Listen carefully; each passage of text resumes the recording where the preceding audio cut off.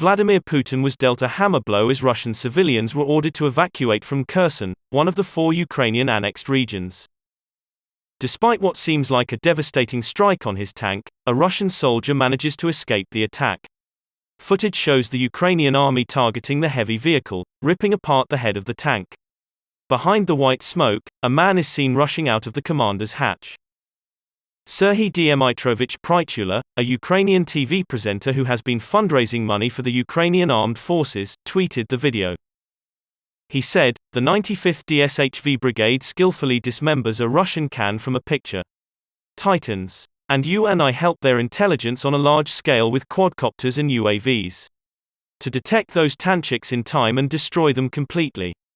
Russia has been suffering defeat after defeat since Ukrainian forces launched a major counteroffensive to retake the Russian-controlled territories, including the annexed regions.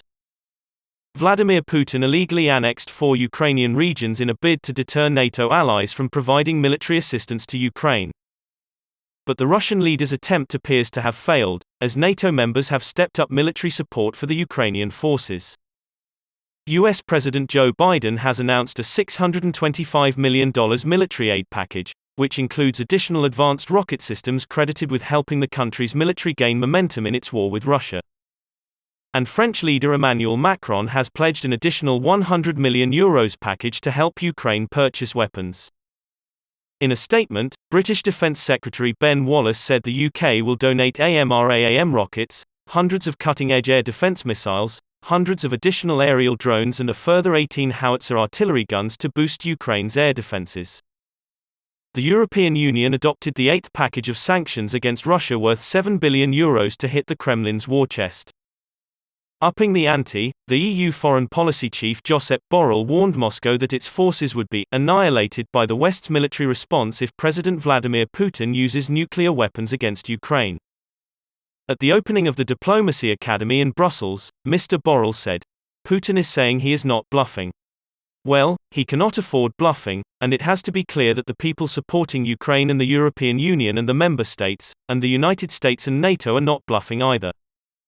Any nuclear attack against Ukraine will create an answer, not a nuclear answer but such a powerful answer from the military side that the Russian army will be annihilated," he added.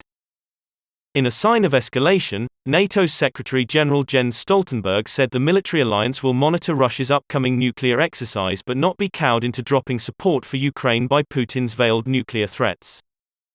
After a 2-day meeting of the alliance's defense ministers, Mr. Stoltenberg said, "We will not be intimidated.